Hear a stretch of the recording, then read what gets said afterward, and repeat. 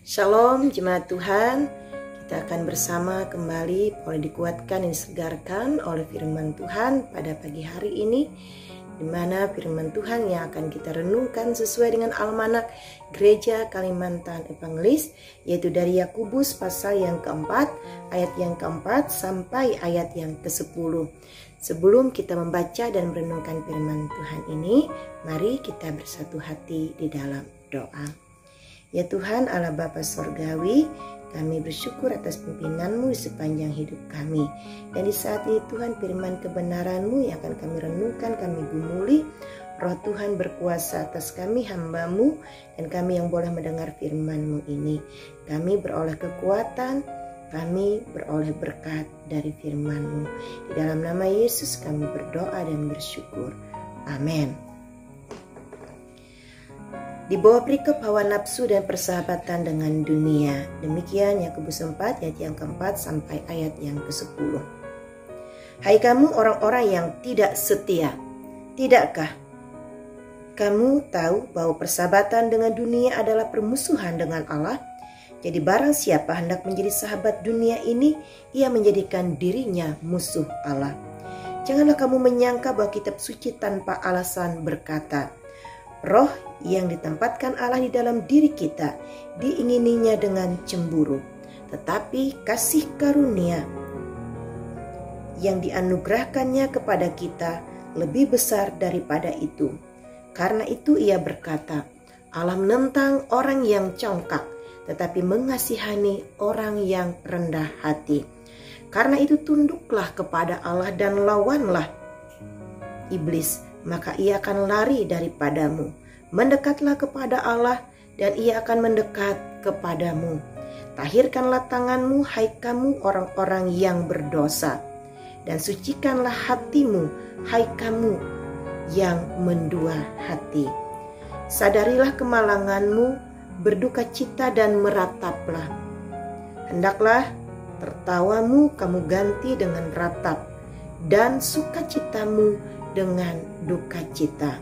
Rendahkanlah dirimu di hadapan Tuhan, dan ia akan meninggikan kamu.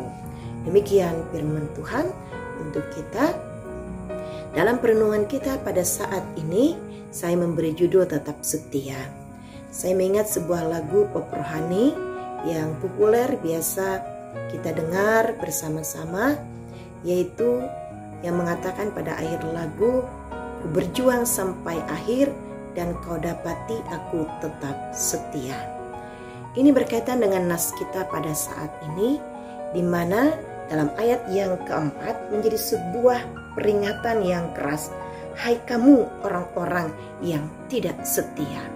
Mampukah kita setia di tengah-tengah kehidupan ini? Mampukah kita setia kepada Tuhan yang kita sembah, yang kita muliakan, yaitu Tuhan kita Yesus Kristus?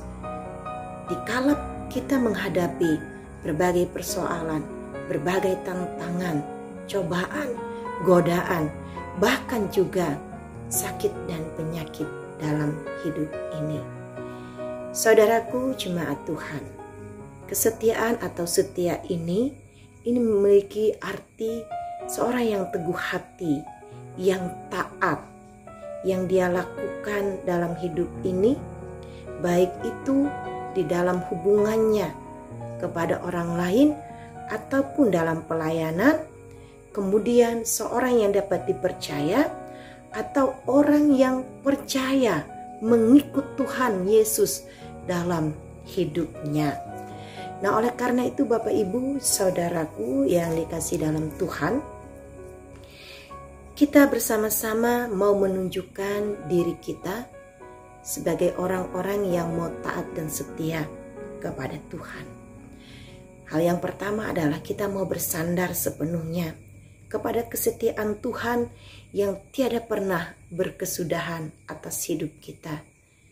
Karena dalam nas mengatakan, sekalipun kita tidak setia, ia tetap setia. Maka ini menjadi penyemangat, pendorong bagi kita. Sekalipun kita pernah jatuh pada sikap tidak taat, bahkan juga tidak setia kepada Tuhan. Oleh karena itu, ini yang akan terus kita tunjukkan dalam seluruh kehidupan kita sebagai orang-orang yang percaya kepada Tuhan. Hal yang kedua adalah kita diingatkan agar kita tidak mendua hati. Dalam nas kita juga ini menjadi sebuah peringatan dalam ayat yang ke-8 bagian yang akhir. Hai kamu yang mendua hati. Kita tahu bahwa Tuhan Allah kita adalah Allah yang cemburu. Bahkan tadi dikatakan roh yang Dia berikan bukan begitu saja yang Dia lakukan, yang diingininya dengan cemburu. Karena itu ini menjadi sebuah cemburu ilahi, supaya kita tidak berbalik dari Tuhan, supaya kita hanya memandang Tuhan, supaya kita tidak kemudian membagi hati kita kepada yang lain, hanya kepada Tuhan, tertuju kepada Tuhan, sepenuh hati kita kepada Tuhan. Karena itu seringkali orang yang mendua hati itu tidak tenang hidupnya. Yang selanjutnya, yang ketiga adalah ketika kita tetap setia kepada Tuhan, kita mau hidup dalam kerendahan hati. Dunia ini penuh dengan orang-orang yang jongkak, orang-orang yang angkuh, orang-orang yang sombong, yang hanya mengandalkan kemampuannya, apa yang ada pada dirinya, yang biasa juga mengandalkan harta bendanya, gelar, jabatan, pangkat, kedudukan. Orang-orang seperti itu tidak berkenan di hadapan Tuhan.